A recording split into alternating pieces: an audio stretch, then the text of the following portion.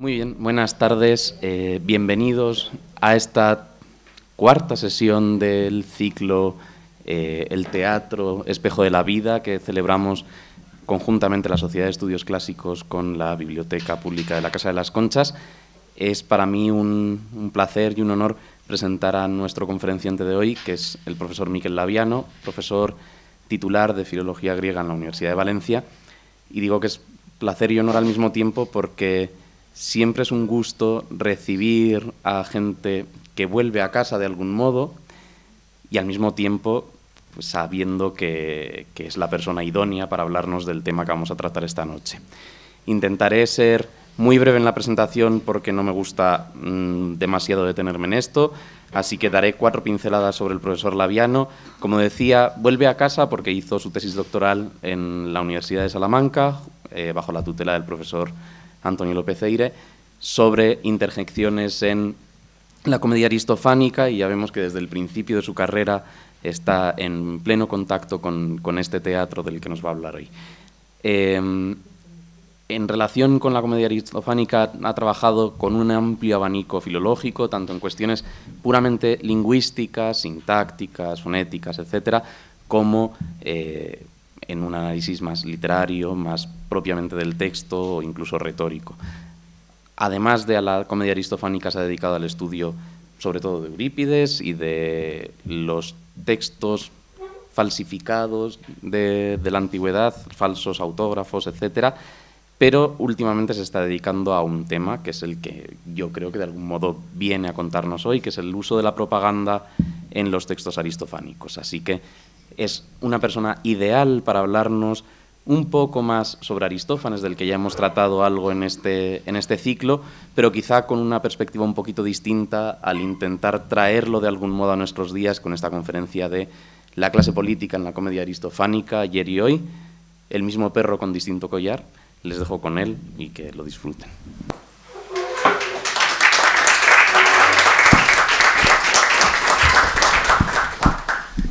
Muchas gracias y buenas tardes a todos.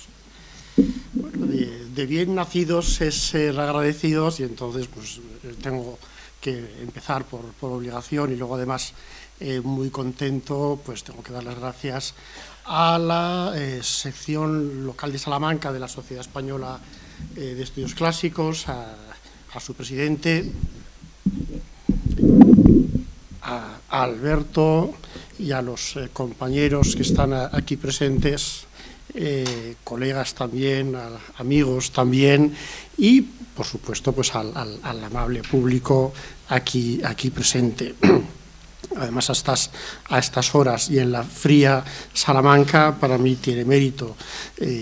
Yo soy del norte, pero después de 20 años ya en Valencia, la verdad es que estoy bastante desaclimatado, ¿no?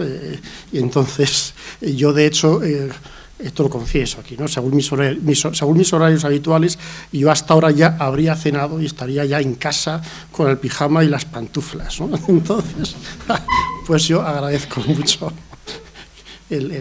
con estas temperaturas, sobre todo, estar aquí. Bien, y luego, pues caramba, no puedo también menos que dar las gracias pues por la oportunidad de poder hablar de algo tan apasionante y siempre provocador como el teatro griego. Entonces es un regalo por partidas múltiples el estar aquí. Yo soy filólogo de profesión, filólogo, es decir, esto etimológicamente significa amante de la palabra. Y mis intereses principales son efectivamente pues la lengua y los textos. Y el teatro implica desde luego textos porque es una manifestación eminentemente verbal, pero al mismo tiempo implica eso y bastante más. Implica pues toda una puesta en escena, toda una escenografía, e implica un elemento mucho más importante todavía: el público el público que es un elemento que está presente, que ve, que oye lo que sucede en escena y que incluso puede participar en esa escenografía, ¿no? De manera que el espectáculo teatral es algo inmensamente rico, y los griegos en la antigüedad se dieron cuenta perfectamente de todo esto y crearon un espectáculo a la medida de ese público. Y lo sorprendente del caso es que 25 siglos después de aquello, ese teatro diseñado para aquellos espectadores, pues siga siendo un espectáculo pues interesante, entretenido, sugerente, apasionante y provocador, que todavía tiene mucho que decirnos hoy en día.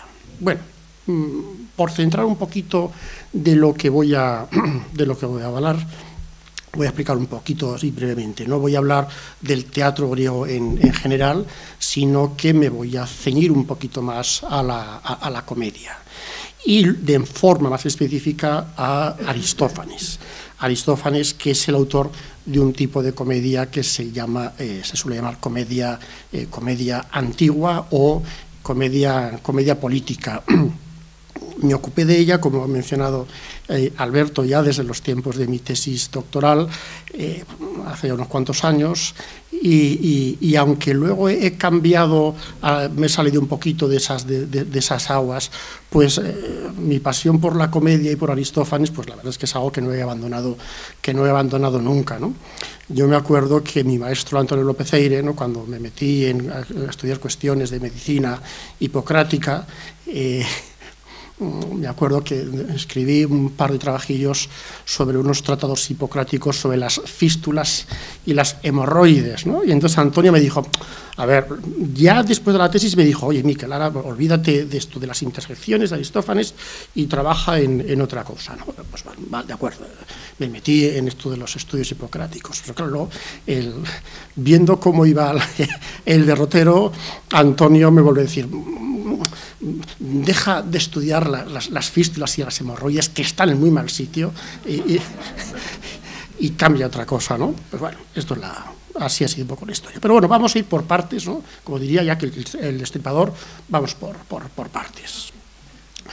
Quiero contextualizar, antes de nada, un poco el momento de la historia al que nos estamos refiriendo, ¿no? Por si acaso, por contextualizar, porque para que nadie ande despistado, ¿no? Porque cuando se habla de Atenas, de Pericles, de Platón, pues bueno, siempre puede haber alguien que no sitúe esto cronológicamente muy bien y ya, bueno, esto es antes o después de la guerra de Troya, de los romanos, de la guerra civil española, ¿no?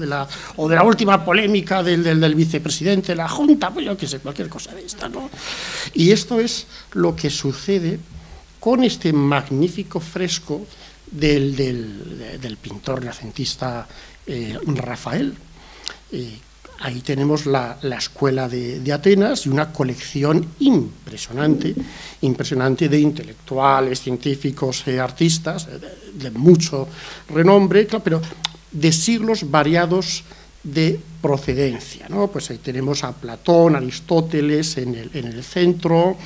Hacia la izquierda están ahí pues Alejandro Magno, Jenofonte, Sócrates, luego también aparece Hipatia, Epicuro, Heráclito. Hacia la derecha tenemos Ptolomeo, Euclides, es decir, ahí tenemos un batiburrillo muy interesante, desde luego unos figurones impresionantes en la historia occidental.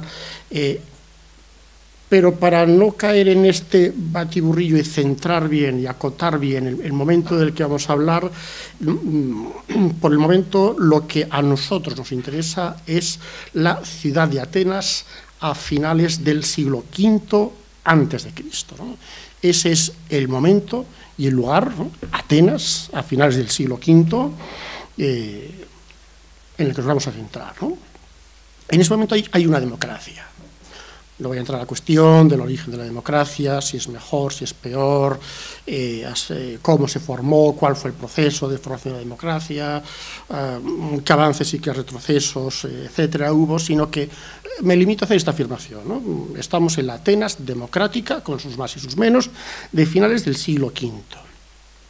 Bueno, en este ambiente de sociopolítico, de democracia y de libertad de expresión que ya se ha alcanzado en la Atenas de este siglo V, pues es donde los ciudadanos pueden proponer y votar medidas de gobierno en la Asamblea. Además lo hacen de manera directa, es una democracia directa, de participación directa, no es una democracia representativa, de participación indirecta como las democracias actuales.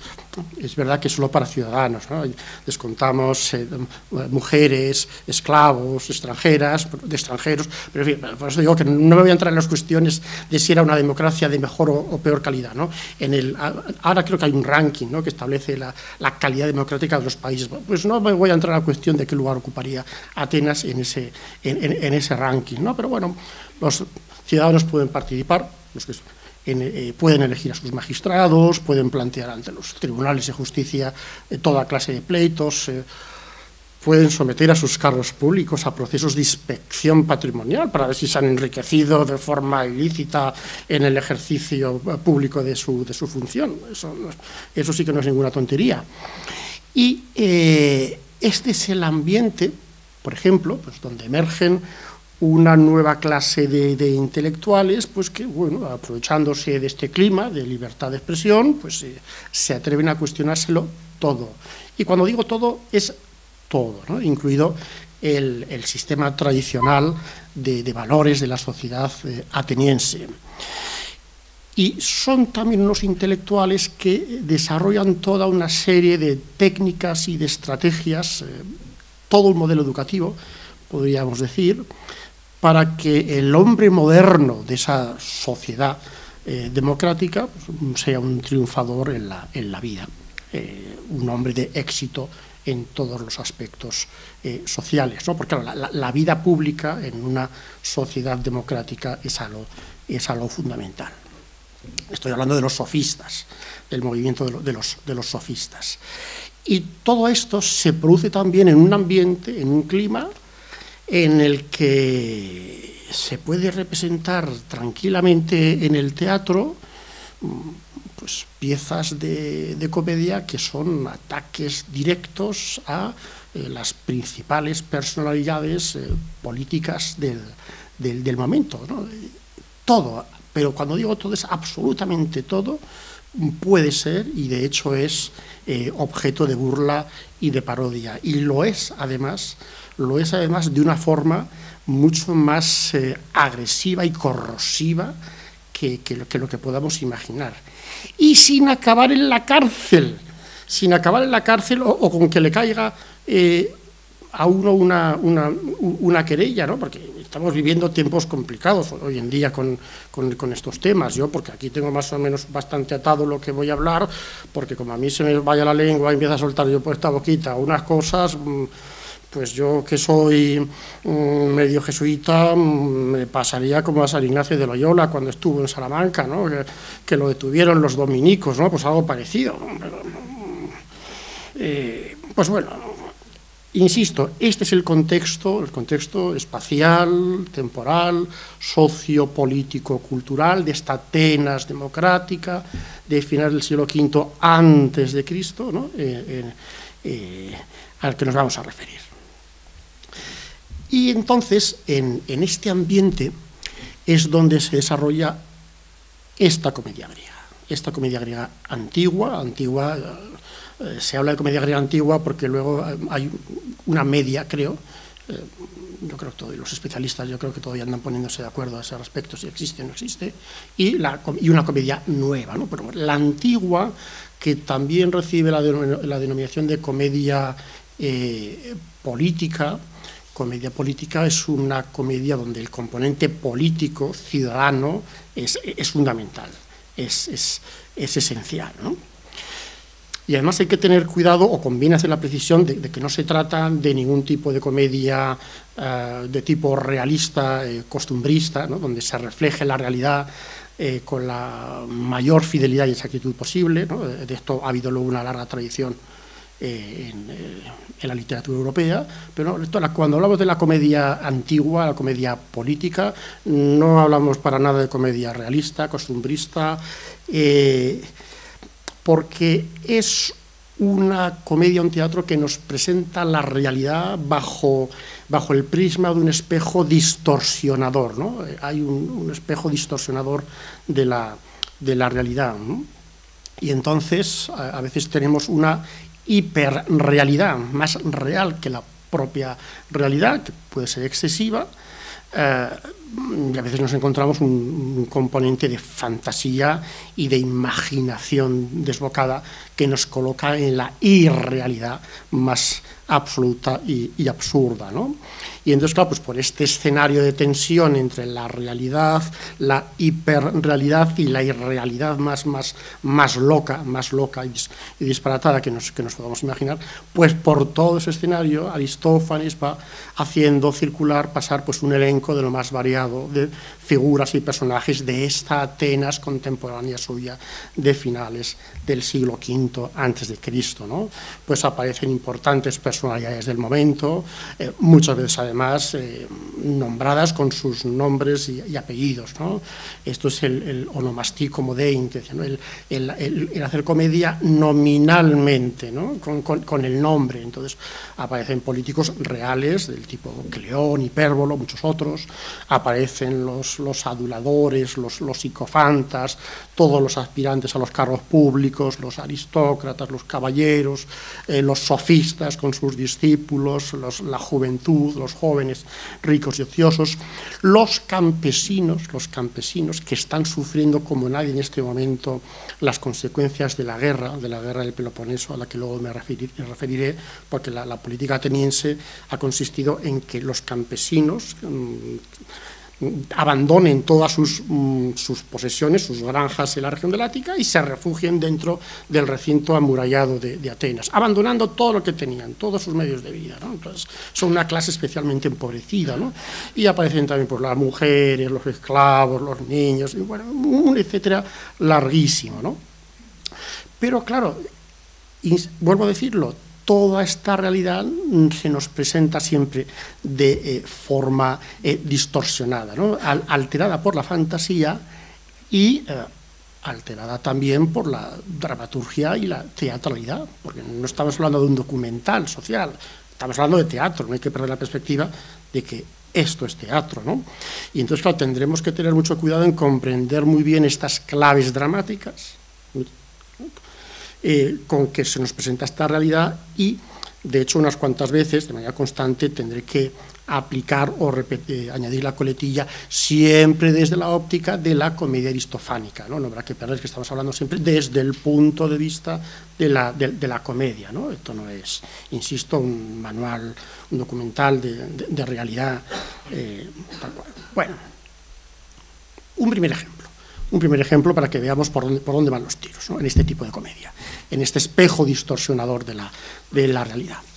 Pues bueno, hay una comedia, un texto en el que se nos asegura pues, que el trabajo de dirigir al pueblo, ¿no? el liderazgo del pueblo, pues no es algo propio de una persona instruida, honrada, bien formada.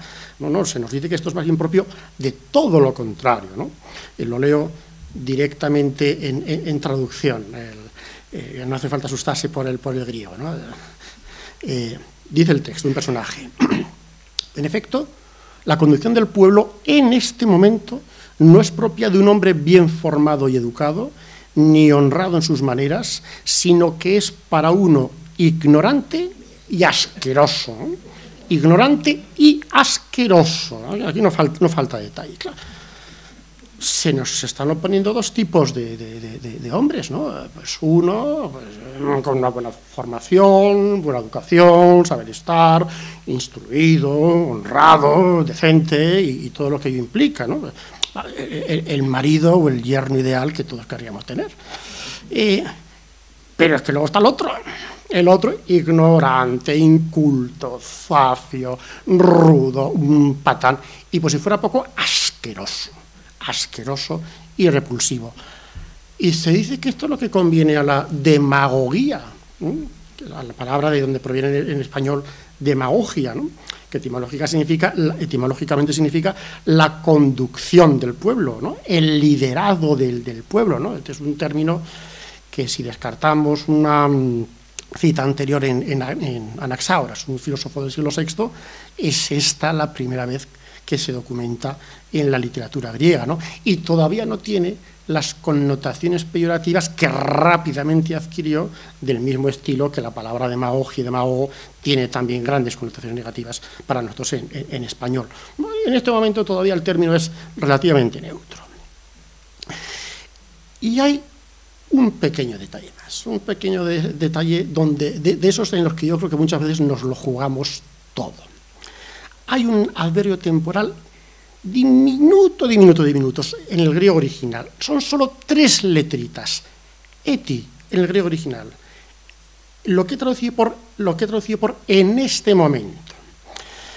Claro, ¿por qué dice el personaje que en este momento las cosas son así, ¿no? Claro, ¿en qué está pensando? ¿Qué quiere decir?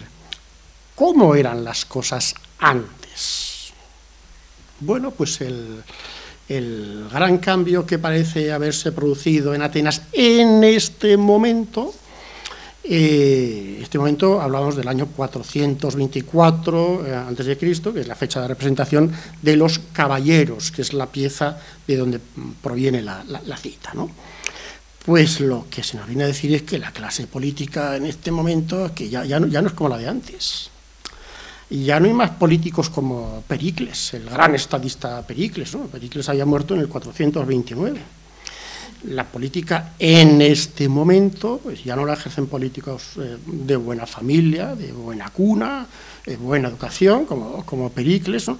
Sino una pandilla de canallas y sinvergüenzas de baja extracción social, sin ninguna formación y, lo que es peor, con muy pocos o directamente ningún tipo de escrúpulo moral, capaces de lo que sea, al menos desde la óptica de la comedia aristofánica, insisto, esto es siempre visto desde la comedia. Aunque Aristóteles, y luego lo voy a citar un poquito, también coincide un poquito en esto, ¿no? Bueno, la cosa no se queda en el comentario o en la reflexión así, sin más, ¿no? Esto no es nada inocente, ¿no? Porque en esta comedia de los caballeros se señala a un político que es especialmente populista, especialmente demagogo y especialmente maleducado y faltón, llamado Cleón, y no es por rimar, ¿no? Porque conviene recordar que en la concepción griega del lenguaje y del carácter del individuo, uno se expresa como es y uno es como se expresa, ¿no? Son dos cosas que están muy vinculadas. Es decir, que si uno es un canalla, un sinvergüenza, un cara dura, pues su manera de expresarse será de forma canalla, sinvergüenza y cara dura, ¿no?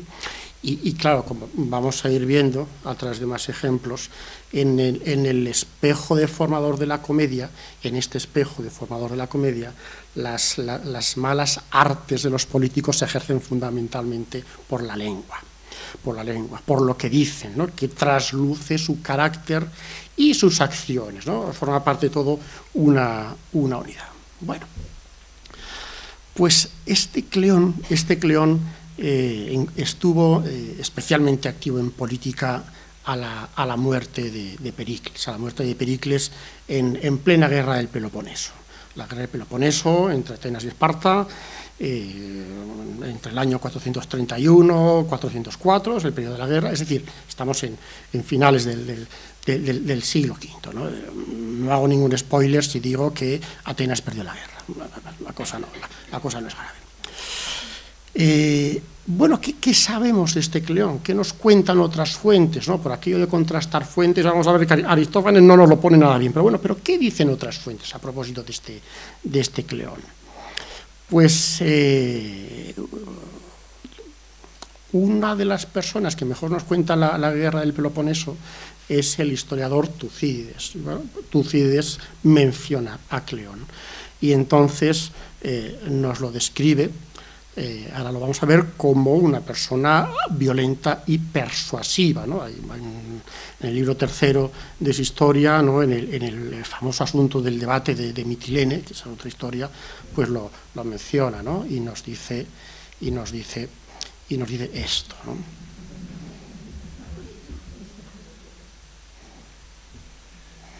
¿Dónde me he dejado yo? Aquí lo tengo, sí. Cleón, el hijo de Cleéneto, al ser también en los demás sentidos el más violento de entre los ciudadanos y el más persuasivo, con muchos ojos del pueblo en aquel entonces. Bueno, en fin, el texto sigue por delante y por detrás, pero nos interesa esto, ¿no? Un tipo violento y persuasivo. Violento, pero persuasivo.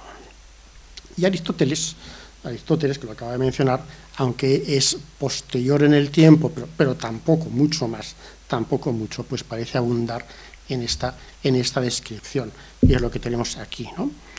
Y al morir Pericles, al frente de los notables estuvo Nicias, el que murió en Sicilia, y del pueblo Cleón, el hijo de Cleéneto, que parece que es el que causó el mayor daño al pueblo con sus ataques impetuosos, y que fue el primero que en la tribuna empezó a gritar y a insultar. Ya lo tenemos bien retratado, por parte de Tucídides, por parte de Aristóteles en la Constitución de los Atenienses, y el retrato aristofánico de la comedia, pues ya hemos visto un poquito, pero lo vamos a ir viendo con más detalle, y veremos si las piezas encajan o no encajan. Bueno, el asunto de Pilo. Menciono el asunto de Pilo porque es fundamental para comprender el contexto en el que se representa esta comedia, los caballeros, ¿no? En las fiestas leneas del 424, es decir, fiestas leneas del 424, eso quiere decir aproximadamente enero, comienzos de año del año 424. Bueno, hay que decir que Los Caballeros no es precisamente la mejor de las comedias de Aristófanes. De hecho, pues presenta incluso algunos defectos estructurales, entre comillas, serios, pero bueno, ese no es el tema. Porque lo que sí que es una pieza fundamental para acercarse a la visión que se tiene de la democracia ateniense y sus políticos en clave de comedia, insisto, en clave de comedia. Y entonces vamos con el asunto de Pilo. Estamos en plena guerra del Peloponeso, que había empezado en el 431, y resulta que en el 425 los atenienses, con el general Demóstenes no el orador del siglo IV, sino un general de la época, el general Demóstenes, con el general Demóstenes al mando, pues están atascados en la campaña militar del bloqueo de Pilo y Esfacteria, ¿no? En la península del Peloponeso, en la actual bahía de Navarino, en Grecia. Bueno, pues, la campaña está que no se mueve ni para adelante ni para atrás, ni a favor ni en contra de los atenienses y de los espartanos. Se acerca el final del verano y urge de alguna manera desbloquear el conflicto. Y esto nos lo cuenta Tucídides con bastante detalle en el libro cuarto de su historia. Bueno, ¿qué pasa mientras tanto en Atenas? Pues en Atenas, en la asamblea, el general Demóstenes lo que ha hecho ha sido pedir refuerzos a Atenas para poder inclinar la balanza a favor de los atenienses. Pero ante esta petición de Demóstenes, el general Demóstenes, de refuerzos, el envío de refuerzos, pues lo que pasa en la asamblea es que Cleón lo que hace es insultar a los generales. Cleón no es general, ¿no? Cleón es otra clase de políticos, como hemos dicho, y entonces él, no, el general no es, ¿no? No se queda contento con decir que no hacen falta refuerzos, dice además que los generales son unos incompetentes, que no hacen falta esos refuerzos y que eso, si él estuviera al mando, lo arreglaba rápidamente. por la boca muere el pez. Porque entonces lo que hacen los generales es aceptarle el envite y lo ponen en la desagradable tesitura de dirigir la campaña militar para disgusto suyo, ¿no? Y esto es lo que nos cuenta aquí Tucídides, ¿no? De modo que, al no poder encontrar la manera de cómo librarse ya de lo que había dicho, asume Cleón la expedición naval, ¿no? Y sigue el texto un poquito más. Afirmó que en 20 días o traería a los lacedemonios vivos, ¿no? como prisioneros, o él mismo moriría. Y a los atenienses les entró incluso algo de risa floja por la bobada que acababa de decir, ¿no? Tecufologuía autor, literalmente las palabras ligeras. Este es Cleón. Este es Cleón. Insulta a todo hijo de vecino desde la tribuna en la asamblea. Asume a la fuerza al mando militar porque no lo quería, él no era militar, él no era general. Y aún le queda soberbia para afirmar que en 20 días lo arregla. El caso más parecido que recuerdo yo, lo menciono porque por edades yo creo que se recordará a los más jóvenes del lugar, ¿no? Yo recuerdo que en los años 80, Manuel Fraga dijo que él en 6 meses acababa con el problema acababa con el terrorismo de ETA.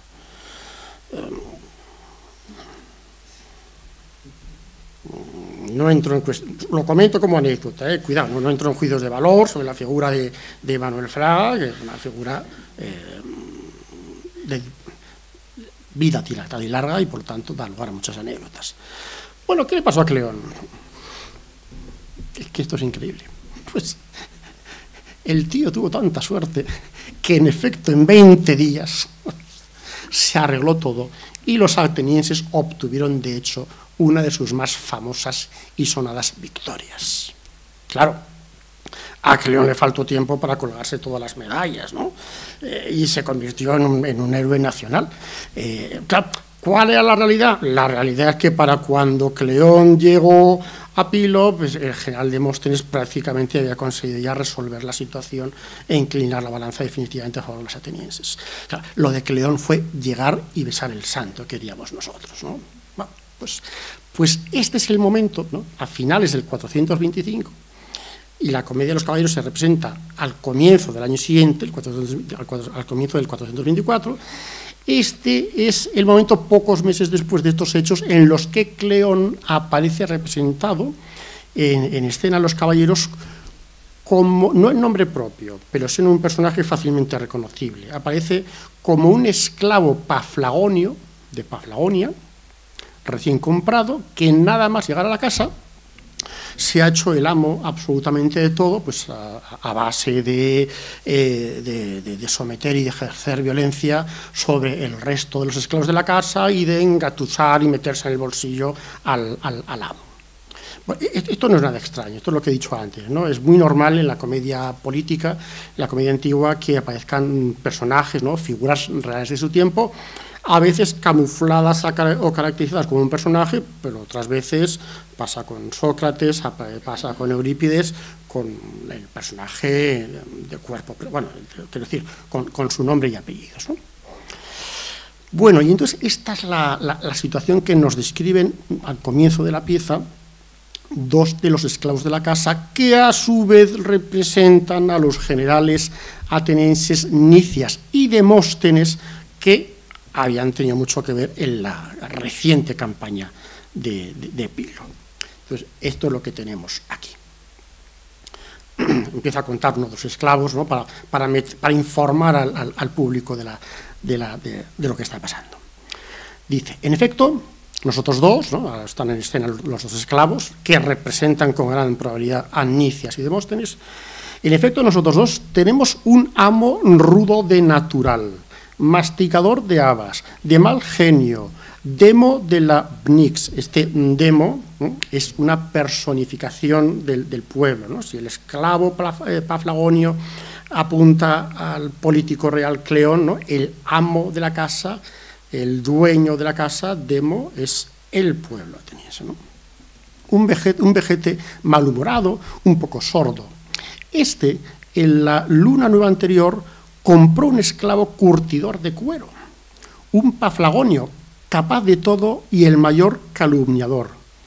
El tío al calar las maneras del viejo, el cueripaflagón, se echaba a sus pies y le movía el rabito, ¿no? El verbo ecal del original se suele traducir, ¿no? Si alguien consulta traducciones, pues normalmente se suele traducir en su sentido metafórico de halagar, lisonjear, hacer carantoñas. Pero yo creo que el significado literal de mover el rabito, ¿no? Aplicado a un perro es perfecto, no es casual en este caso, ¿no? Porque la imagen del perro aplicado a Cleón se repite luego varias veces, lo veremos, ¿no? Y sí, le halagaba, le adulaba y lo tenía completamente engañado con los retales de cuero, diciéndole palabras de este estilo. Demo, date un baño primero después de juzgar solo un caso, métete la comida en la boca, sorbe, traga, toma el trióbolo. Lo del trióbolo, esta es otra, ¿no? Claro, que León subió de 2 a 3 óbolos, eso es el trióbolo, el sueldo de los jueces, de los jurados populares, que esto le hizo enormemente popular. ¿A quién no? ¿Quieres que te sirva la cena? Y luego, tras arramblar lo que alguno de nosotros le había preparado el amo, eso, el Paflagonio, se lo daba gratis. Hace poco, justamente, cuando yo tenía amasada una torta laconia en Pilo, se me acercó corriendo de pasada, de modo muy canalla, me la robó por lo bajini y se la sirvió él, aunque la había amasado yo. Esto es una referencia directa y clara a cómo Cleón se apropió de la victoria de Demóstenes en el asunto de Pilo, ¿no? Eso es la torta laconia de Pilo que le robó, ahí se refiere. Pues este es Cleón, bajo el disfraz del esclavo Paflagonio curtido de cuero, pero es Cleón, que tenía de oficio, por cierto, él y su familia era curtidor de cuero. Pero aquí ya lo vemos. ¿Cómo lo definiríamos? Sinvergüenza, ladrón, calumniador, que se aprovecha del trabajo ajeno. Y el pueblo, el amo es este vejete tonto que se deja tomar el pelo pues de cualquier manera. Y de hecho, toda esta comedia de los caballeros se vertebra en torno a la idea de la desvergüenza, de los políticos, ¿no?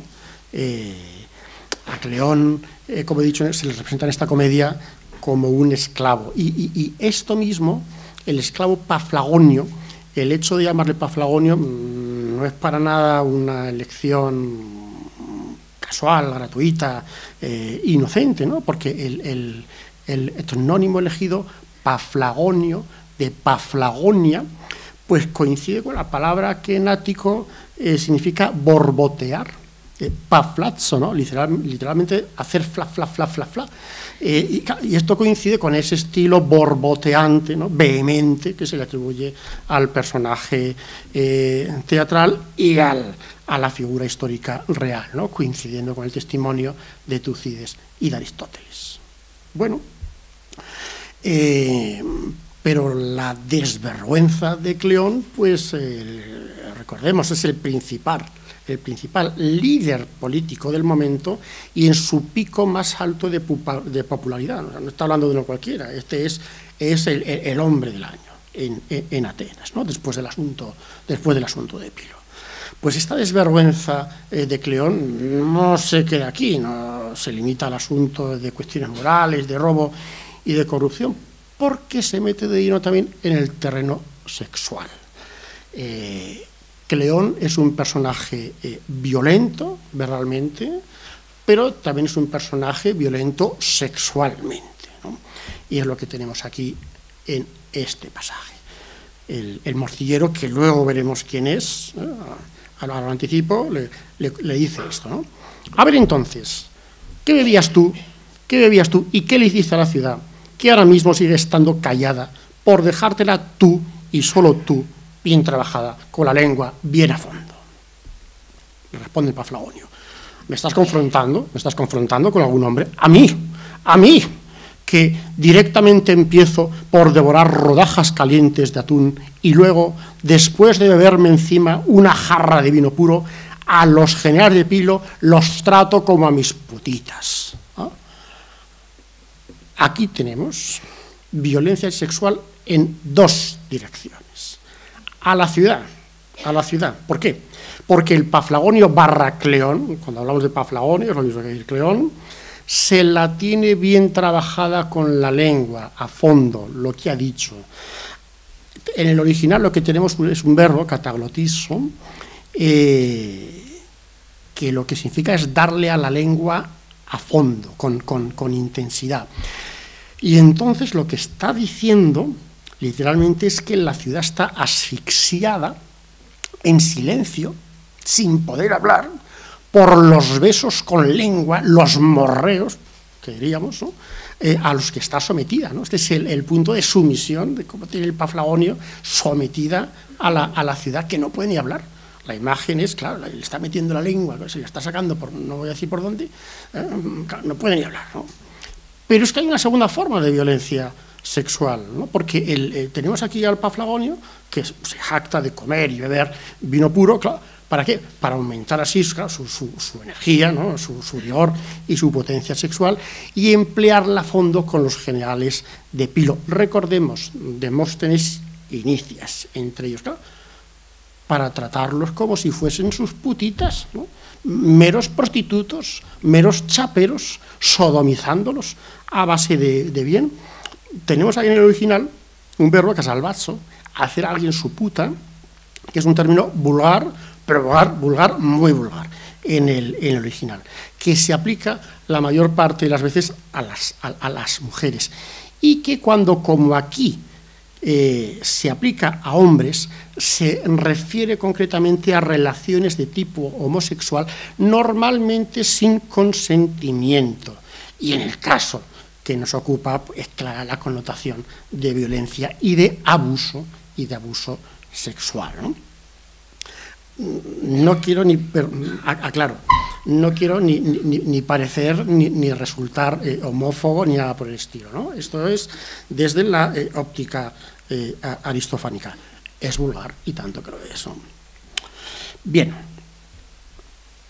pero no queda aquí la cosa, porque el Paflagonio, un poco más adelante, se jacta también de haber hecho cumplir una ley que inhabilitaba a esta clase de prostitutos para ejercer las funciones públicas y políticas. Y es lo que dice aquí: yo, que acabé con los que se dejan follar al borrar el nombre de Gripo de las listas. Y la respuesta que recibe es: ¿y no es entonces, por tanto, terrible esto, que tú te dedicaras a la vigilancia y testeo de culos y que acabases con los que se dejan follar? No hay modo de que no acabaras con ellos por envidia, para que no llegaran a ser oradores, para que no llegasen a ser políticos. Claro, esto es...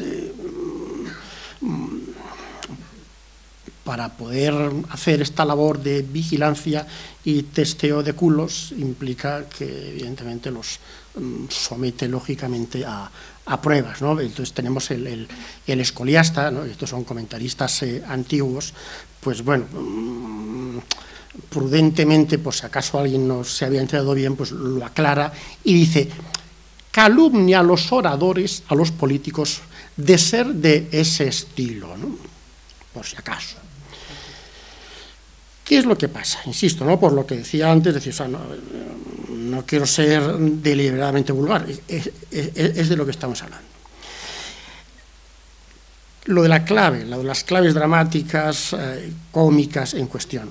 ¿Qué pasa? Pues que lo que pasa es que en el espejo deformador, en este espejo deformador de la comedia griega antigua, pues resulta que está afianzada de manera muy sólida pues la idea cómica, porque esto evidentemente hace reír. Esto es humor fácil, esto es cuando uno empieza a hablar de caca, teta, pis, culo, eso es humor, puede hablar de muy infantil, pero es eficaz. Empiezo a hablar de pedorretas y demás y acabamos aquí a carcajada limpia, ¿no? Esto funciona. Y entonces, claro, esta idea cómica, decía, de que, claro, está la oratoria pública del político, ¿no?, con todas sus cualidades, elegancias, ¿no?, pues que es propia de individuos con gusto por dejarse sodomizar, ¿no?, como se insiste en otra comedia. Aquí lo tenemos en Las asambleístas, ¿no? En efecto, se dice que todos aquellos de entre los jovencitos que más se dejan echar un polvo son habilísimos para hablar en público. De manera que en las convenciones de la comedia, pues tenemos que el abuso sexual, unido al papel pasivo en las relaciones masculinas homosexuales, pues es algo que forma parte de manera recurrente del retrato de la clase política, al menos en clave de la comedia aristofánica. Bueno, pero cuidado, porque Aristófanes es un tipo listo. Aristófanes no plantea en Los caballeros un conflicto moralista, ñoño, ¿no? de lucha entre el bien y el mal, ¿no? Entre buenos y malos, ¿no? Aristófanes es maravilloso porque las cosas normalmente no son lo que parecen, ¿no? Lo que nos plantea en esta comedia es que, claro, la fórmula, ¿cómo se arregla esto? ¿Cuál es la fórmula para derrotar a este canalla del Paflagonio Cleón? Pues la fórmula no es que venga un héroe maravilloso, virtuoso, el bien que vence al mal, no. La fórmula es encontrar a alguien peor todavía. Entonces que sea más bruto, más maleducado y más gritón que Cleón. Porque es la fórmula, insisto, estamos en comedia, que les ha revelado un oráculo, que es lo que tenemos en este texto. Aquí está, ¿no? Se refiere al oráculo que van a leer. Aquí está cómo muere. ¿Y cómo? ¿Qué cómo? El oráculo lo dice directamente, que primero hay un vendedor de estopa, que es el que se ocupará primero de los asuntos de la ciudad, ¿no? Ya he mencionado antes que en esta comedia se cuestiona el cambio de origen de los políticos, que ya no son gente noble como antes, ¿no? como Pericles, ¿no? Y entonces lo que hace aquí este oráculo que están leyendo es enumerar una serie de comerciantes y vendedores que van a ir ocupando los cargos de la función pública en Atenas. Aquí en concreto, este vendedor de estopa pues parece que apunta a un tal Éucrates, un político de la época. Pero la referencia a la estopa no es casual, ni gratuita, porque claro, estamos en pleno conflicto bélico, en plena guerra del Peloponeso, y con los atenienses reforzando constantemente la flota, los barcos, ¿no? La venta de la estopa, que es necesaria para el proceso de calafateado de los barcos, pues es un negocio de lo más lucrativo. Es como si habláramos hoy en día ahora de un fabricante de tanques, pues evidentemente no, la referencia no sería ni casual ni gratuita. Bueno, y sigue el texto. Este es el vendedor de número 1. ¿Qué pasa después? Dímelo. Y continúa Demóstenes, ¿no? Después de este, otra vez un vendedor de ovejas. El segundo. Entonces, claro, los escolios nos dicen que este segundo vendedor debe de referirse a un tal Lisicles, un político también, que según las malas lenguas era amante de Aspasia, a la muerte de Pericles. Pero los escolios son muy noveleros y tal vez esto tampoco hay que darle mucho crédito, ¿no? Y continúa. Estos son ya 2 vendedores de... ¿Y qué le tiene que pasar a este? Tener el poder, hasta que hay otro individuo más asqueroso que él. Y después de este muere, ya que viene un vendedor de cuero, el Paflagonio un ladrón, un chillón, con la voz del Ciclóboro. Y le contesta el otro. El vendedor de ovejas, ¿era entonces necesario que muriese por obra del vendedor de estopa? Sí, por Zeus. ¡Ay de mí, desgraciado! ¿Dónde podría haber ya un solo vendedor de solo uno? Y Demóstenes le responde, todavía hay uno, y tiene un oficio extraordinario. Y este otro vendedor, al que apunta aquí, es el morcillero que hemos visto antes ya en diálogo con el Paflagonio, que es el que hace de antagonista, de contrincante con él, que no hace más que incrementar la cadena creciente de individuos pues, más indeseables, cada uno más que la anterior, para encargarse de los asuntos públicos del Estado, ¿no? Bien, entonces después de esta escena aparece el morcillero, ¿no? Y aparece, por sorpresa, también el esclavo Paflagonio, y aquí los tenemos en amena charla. el Paflagonio, ¿no? Vais a morir los dos ahora mismo, ¿no? Entonces, el Paflagonio, que ya hemos visto que era un individuo violento, aquí está en su estilo, haciendo amigos, ¿no? El morcillero, voy a chillar 3 veces más que tú.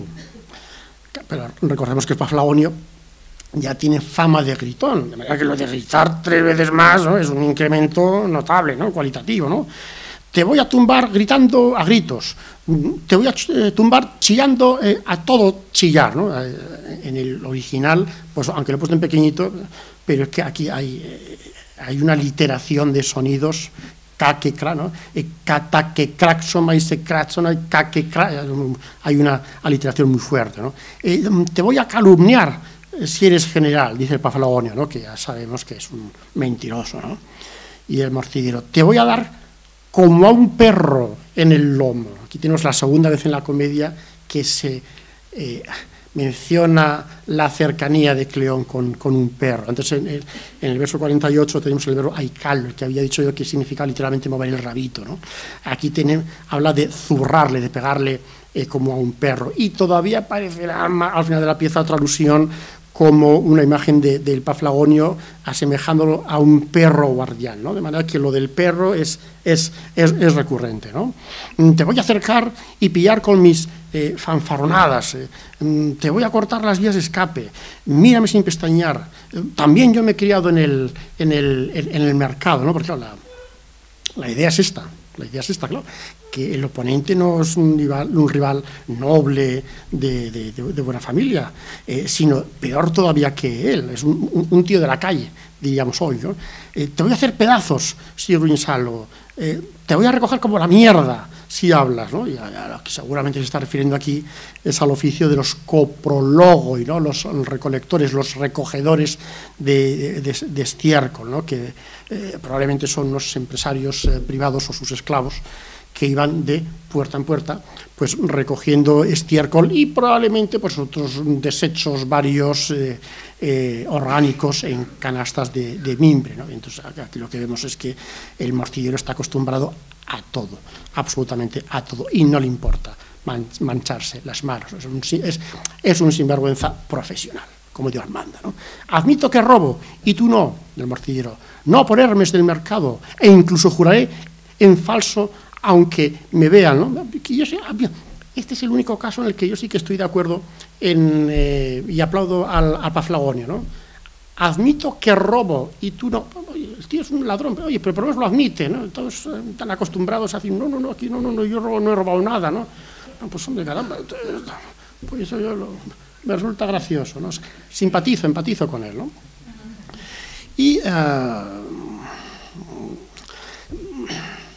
se confirma, por tanto, ¿no?, lo que iba a pensar, iba a hacer un repaso. Mentalmente he estado pensando que hay el historial de robo y corrupción de la Comunidad Valenciana, que hay historia, pero no es el tema, no es el tema. Aquí no ha habido todavía ningún tipo de presidente autonómico encarcelado, ¿no? No, aquí no. Ahí está, no, claro, es que yo parece que voy recorriendo comunidades, ¿no? Porque nosotros en Navarra sí que hemos tenido ya al comienzo, ¿no?, los Urrarburu, un presidente en la cárcel. Pasé un pequeño periodo de becario postdoctoral en la Complutense, y en Madrid ha habido presidentes encarcelados, y en la Comunidad Valenciana Paco Camps está de nuevo en juicios, pero no, bueno, lo de Zaplana, antes morirá que le juzguen, pero bueno, en fin, yo qué sé, ¿no? O sea, no quiero seguir recorriendo comunidades autónomas, ¿no?, y que haya con presidentes encarcelados. Bueno, vamos a lo que vamos, que me voy. Que además de todo se graba, insisto, esto aquí puedo acabar yo denunciado. ¿Qué estamos viendo? Pues que se confirma lo que decíamos. ¿Cómo se acaba con el Paflagonio? Pues con alguien peor que él. ¿Y si hay que gritar? Pues se grita. Y la cosa sigue, ¿no? Porque evidentemente aquí van desfilando personajes, pero bueno, esto no lo podemos saltar, o de los caballeros. Esto sí que me interesa más. Y ya nos queda ya poquito para terminar. Los caballeros no es la única pieza, en la que Aristófanes le sacude fuerte, critica fuertemente a Cleón y a ese estilo, a esa manera de hacer política en su tiempo. En la comedia Las avispas hay una escena en la que se enfrentan en una parodia metafórica de un juicio un par de perros domésticos. La comedia es terreno de fantasía, ya lo decía al principio. Entonces hay un juicio simulado, ¿no?, de un par de perros domésticos pues, que pleitean ante el dueño de la casa por el robo de un queso. El robo de un queso. Bueno, las avispas. ¿Quiénes son los protagonistas de las avispas? Pues son un padre y un hijo que se llaman respectivamente Filocleón y Delicleón, es decir, el amigo o el que ama a Cleón y el que odia a Cleón, ¿no? Y el padre, Filocleón, el amigo, el que está encantadísimo con Cleón, además es Eliasta, es juez. Y aparece además en la comedia como obsesionado por juzgar y condenar a toda costa, ¿no? Y los dos perros domésticos representan, por una parte, el perro Cidateneo, que a Cleón, apunta claramente a Cleón, y el otro perro, que se llama Labes. Labes, el nombre de este perro, Labes en griego, es una deformación cómica de un general ateniense llamado Laques. Laques, Labes, un próximo, pero claro, el nombre Labes en griego es una deformación porque claro, en griego suena mucho a apañador, rapiñador, ¿no?, que coge lo que no debe coger, ¿no?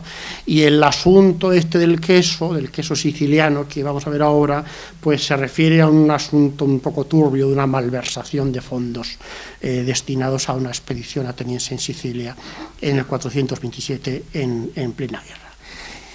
Y lo que nos interesa ver en la escena es que tanto uno como otro perro, tanto el que acusa como el acusado, pues al final son reconocidos los dos como unos ladrones. Roba uno y roba el otro. El mismo perro con distinto collar, que diríamos nosotros, ¿no? Es decir, Cleón es otro ladrón más. Entonces aquí tenemos en la escena, tenemos a Filocleón, que es el padre, el juez compulsivo, ¿no? ¿Quién es entonces el acusado ese? ¿Qué pedazo de condena va a tener, ¿no? Le gusta no solamente juzgar, sino condenar, ¿no? Y entonces Delicleón, que es el hijo, es el que hace un poquito como de secretario judicial y dice, bueno, escuchad ya la acusación. Le ha acusado el perro Cidateneo a Labes Esoneo de haber cometido el delito de comerse él solo el queso siciliano. Pena estimada, un collar de perro psicofantino. Y Filocleón, el juez, más, una muerte perruna en cuanto se le pille de una vez por todas, ¿no? Y entonces el Delicleón, el secretario judicial, dice, bueno, aquí está presente el acusado, este de aquí, Labes, ¿no? Le replica al juez, vaya canalla, y qué mirada de ladrón tiene, cómo cree que me va a engañar del todo enseñándome los dientes. ¿Y dónde está el acusador? ¿Dónde está el acusador? El perro Cidateneo. ¡Guau! ¿No? Pues, responde el otro perro, ¿no? Presente. Y Filocleón, el juez, dice, este es otro Labes más, ¿no? Este es otro Labes más, es decir, es otro ladrón más, tanto un perro como el otro. ¿Esto quiere decir que todos los políticos son iguales? No todos, porque los esclavos que habíamos visto en los caballeros representados por Nicias y por Demóstenes aparecen como servidores públicos, leales y honrados. Cleón sí que es un sinvergüenza que solo se sirve a sí mismo. De modo que lo que sí que hace la comedia política es poner el foco y el centro de atención risible en esta casta de políticos corruptos, violentos y ladrones. Eso sí. Bueno, voy a terminar ya esta exposición y para ello recojo el texto con el que empezábamos. En efecto, la condición del pueblo en este momento no es propia de un hombre bien formado y educado, ni honrado en sus maneras, sino que es para uno ignorante y asqueroso. Lo recojo este primer texto porque después de todo lo que hemos estado viendo, lo que Aristófanes nos está diciendo o sugiriendo es que no podemos esperar por parte de individuos de semejante carácter, por parte de los gobernantes actuales de su Atenas, pues palabras ni bellas, ni morales, ni honradas, sino el más puro discurso de la desvergüenza, como resultado de su propio carácter de sinvergüenzas, del que solamente pueden derivarse acciones, a su vez, inmorales, desvergonzadas, ¿no? Y con esto creo yo que podríamos darle un poco por cerrado este rápido viaje panorámico por la democracia, mejor dicho, por algunos de los políticos atenienses más representativos en la clave cómica que nos ofrece la comedia griega antigua, en este espejo deformador de la realidad, donde tiene mucho espacio la fantasía. Hombre, pues por lo menos pues para tomarse con humor este tipo de cosas, ¿no? Y porque, bueno, pues el humor inteligente, el sentido del humor en general, pues tiene mucho más poder de lo que suele creerse. Y sobre cualquier parecido entre la clase política ateniense del siglo V a.C. y la clase política actual de esta España nuestra, las conclusiones os las dejo a vosotros. Muchas gracias.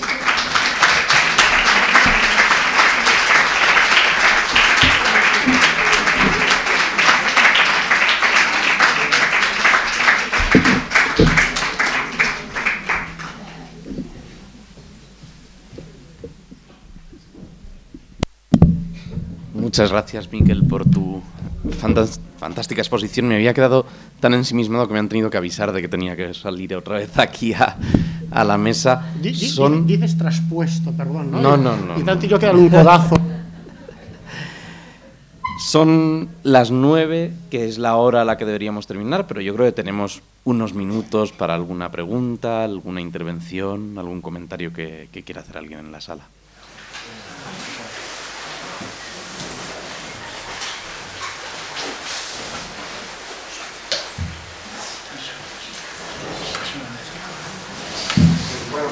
A mí se me ocurre pensar un poco, después de todo lo que has puesto, de que, bueno, primero, muchas gracias por la conferencia.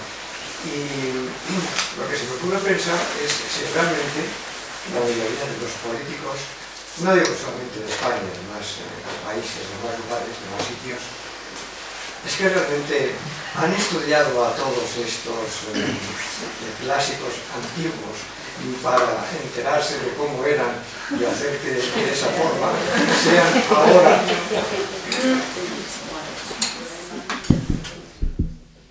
Pues porque yo creo que sabemos fehacientemente que no. Pero tiene todo el aspecto. Se parecen demasiado. Tiene todo el aspecto. Sí. Pero yo no perdería la esperanza, ¿eh? Pero no lo digo en el sentido de que la cosa vaya a mejorar. Yo estoy en un momento vital de mi vida en el que, aquello de que un país tiene los gobernantes que se merece, yo creo que es verdad. Nuestros políticos, ni los atenienses ni los de ahora, no los hemos importado extraterrestres de otro planeta, son ciudadanos, son españoles como nosotros, ¿no?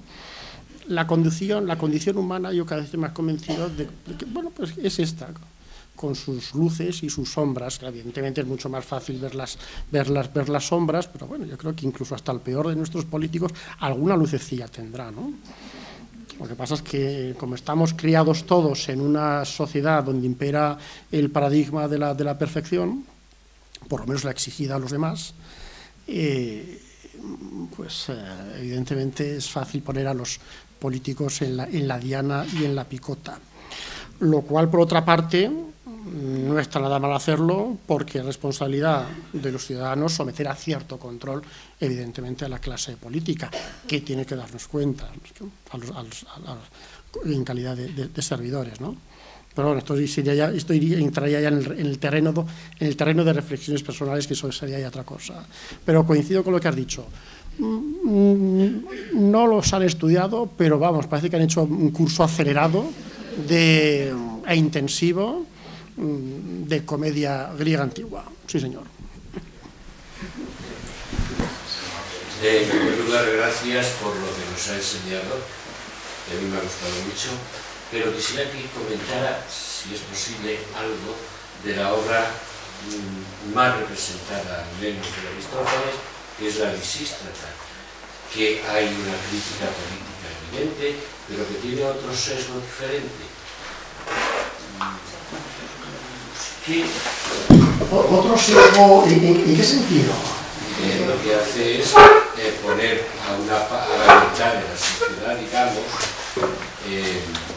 la mitad femenina al frente de la democracia, con todas sus estos, porque también se basea bastante de unas cuantas mujeres que acompañan a Lisístrata en la huelga de sexo. Sí.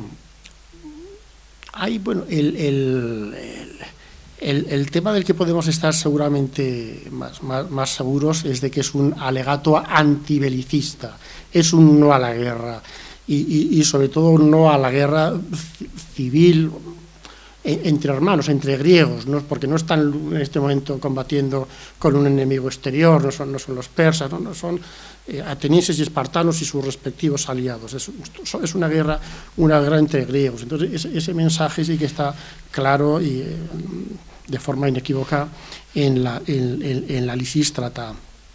Luego el hecho de que las mujeres adquieran ese protagonismo y promuevan esta huelga de sexo, pues yo aprovecharía para decir que ahí entramos en el terreno de la fantasía cómica. En las asambleístas pasa mutatis mutandis algo parecido, ¿no? Se traspasa el poder de los hombres a las mujeres. Claro, que se pueda poner en escena algo que puede ser tan revulsivo, tan revolucionario, se puede hacer porque es algo para los ojos de un ciudadano de la época tan absolutamente disparatado, absurdo, que no representa ningún peligro. ¿Por qué no? Porque algunas veces se ha intentado hacer o se ha propuesto algún tipo de interpretación en clave feminista, pero por desgracia es todo lo contrario. Las mujeres son un cero a la izquierda. Entonces, plantear que las mujeres pueden hacer algo así es lo más absurdo y real. ¿Sabes? Que ni a un tonto se le ocurriría algo así, porque las mujeres no cuentan absolutamente nada. Entonces, se puede proponer ese disparate porque es absolutamente irrealizable. Jamás de los jamases iba a suceder algo así, algo tan subversivo, ¿no? Y es verdad que nosotros, desde nuestra óptica, podemos leerlo de otra manera, pero en la Atenas de su tiempo yo creo que incide en ese papel absolutamente marginal como seres descartados de la sociedad de la mujer.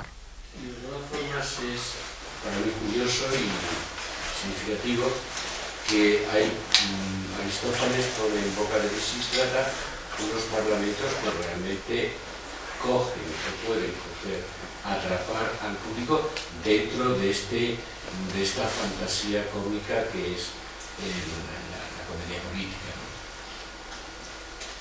Sí. Claro, la trama en ese sentido está muy bien compuesta y los discursos y los parlamentos están cuidados con todo detalle, con todas las técnicas y estrategias retóricas y comunicativas de su tiempo, ¿no?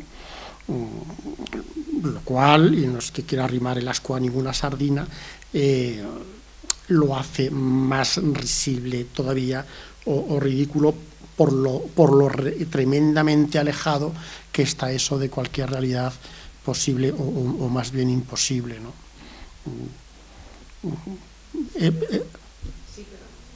No, lo digo porque esto es como si alguien propusiera ahora vamos a traspasar el poder a las abejas. Yo, pues vale. Sí, porque hay parlamentos y hay diálogos, sí, que Malraux, Aristófanes, pone que en boca de las mujeres reivindicaciones muy justas, porque dice que están cansadas de la guerra porque no hay hombres, no se pueden casar, no pueden tener hijos, no pueden mantener en pie el sistema si la guerra está. Y en las asambleístas, evidentemente las mujeres lo que hacen es hacer una especie de sistema comunista, pero las que trabajan son ellas. Ellas hacen toda la organización y todo. Y esa sí que es más absurda, porque el decreto es que todo el mundo tiene derecho a la sexualidad, y al final unas viejas persiguen a unos jóvenes porque no cumplen el decreto con ellas. Entonces es muy divertido, Aristóteles es muy divertido. Y por supuesto pues era verdad que él era conservador, como Francia, y no iba a ser feminista. Claro que no. Pero... Bueno, porque la realidad del feminismo era impensable, no existe el concepto o la casilla mental. Pero conservador, así es. Muy conservador, en mi opinión. Entonces, por eso es por lo que pretende visualizar a las mujeres, y a veces se le va de la mano por eso, precisamente. Porque hay una parte en él que es conservador, pero son las mujeres las que están defendiendo un poco este tipo de esta actitud novelista, porque estaban cansadas de la guerra del Peloponeso. Duró bastante, ¿no? Pues del 431 hasta el 404, una pequeña pausa al medio de la paz de Nicias, pero bueno, claro, sí, y dejó a Atenas completamente agotada. Luego después ha habido una tradición horrorosa. Hay unos cómics, sobre los de König, los del alemán. Iba a decir que tienen su gracia. Bueno, van por otro lado, claro, es una... Sí. De eso sí que no se sabe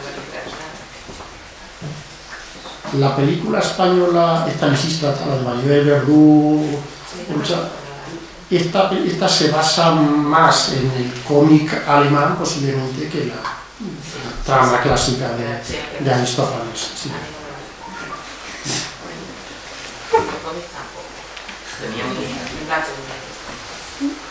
Teníamos alguna pregunta. Sí, bueno, primero que yo también me he quedado ensimismada como él y se me ha pasado muy rápido el tiempo.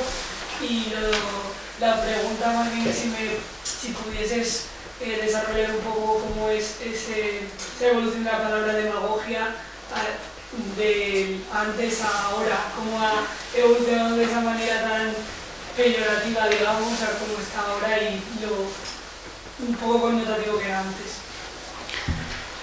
Pues en este momento, en la Comedia de los Caballeros, podemos estar más o menos seguros de que la palabra es, o sea, de que significa literalmente esto, ¿no? La conducción del pueblo, el liderazgo del pueblo, y que no tiene en principio connotaciones negativas.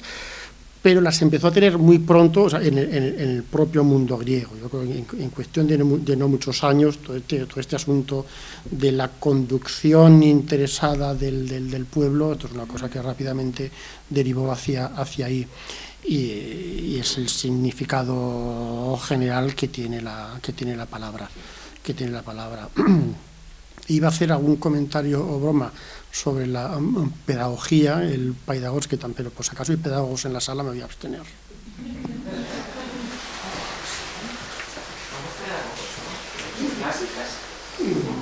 Habla con Julián, que creo que lo de la pedagogía le interesa mucho. La verdad, una vez que ya se ve la introducción, empiezas con la curiosidad. ¿Sobre qué? Sobre el comentario de la pedagogía. No, a ver, yo no soy un experto en pedagogía griega, ¿no? Pero bueno, el pedagogo claro, es el que lleva al niño, ¿no?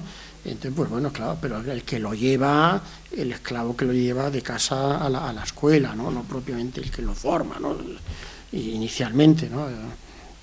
A ver, de todas maneras, es que lo de hablar mal de los pedagogos es crítica fácil, y como yo estoy en un proceso de neoconversión hacia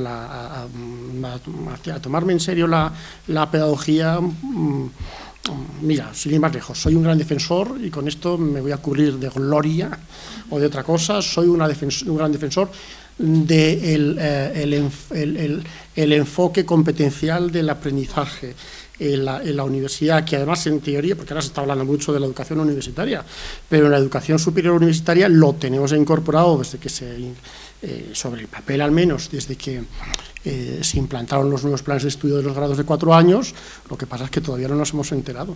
Y entonces en las guías docentes, en los planes de estudios están, en las guías docentes los ponemos, pero luego es la parte que no la leemos ni los profesores ni los estudiantes. Y yo este año que me he propuesto, oye, me voy al documentar e informar un poquito más que todo esto del enfoque competencial, y en una asignatura donde el año pasado, en primera convocatoria, de 38 estudiantes aprobaron 4. En Valencia podemos hacer estas cosas sin que nos llamen a capítulo. Aquí en Salamanca no lo sé. Hoy, pues este año, cambiando completamente, aplicando el famoso enfoque competencial, he conseguido resultados mucho mejores. Y me han aprobado casi prácticamente todos. O sea que lo de la pedagogía y la cuestión, lo que los pedagogos, las metodologías pedagógicas tienen que enseñarnos, ojo que no es ninguna tontería, ¿no? Pero hay que hacerlo bien. Pero bueno, aquí sí que me he ido completamente ya de tema a la pregunta. Perdón, pido disculpas. Una cosita muy breve. Tenemos noticias de ser político desafía Gracia. ¿Tenía sentido del humor? Pues mira, pues unos sí y otros no.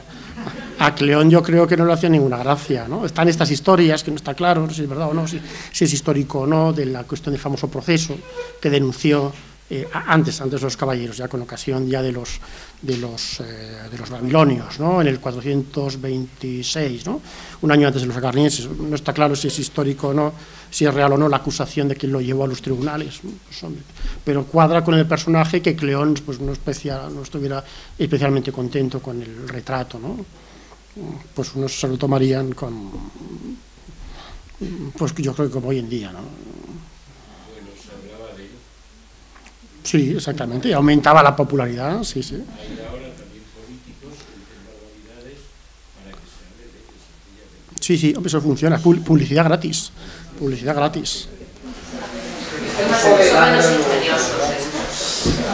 Este tipo de políticos como Cleón hicieron que implosionara la democracia griega y perdiera la guerra del Peloponeso. ¿Podemos ver una similitud con lo que puede pasar aquí, como sigamos así?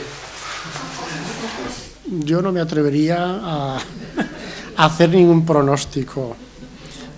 No es que sea optimista por naturaleza, porque cuando uno ve el patio se pone en lo peor, pero no pronostiquemos, no pronostiquemos.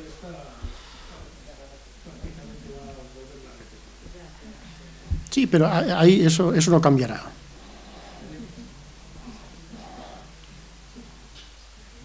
Pues si no tenemos ninguna otra intervención, te agradecemos de nuevo, Miquel, tu fantástica exposición, y a todo el público este diálogo posterior que ha sido muy interesante y muy constructivo, y lo dejamos por hoy. Les invitamos a que vengan la próxima semana a la última sesión, que tendrá lugar aquí mismo a la misma hora, sobre la danza en la antigüedad, y les pido un último aplauso, por lo tanto, para nosotros.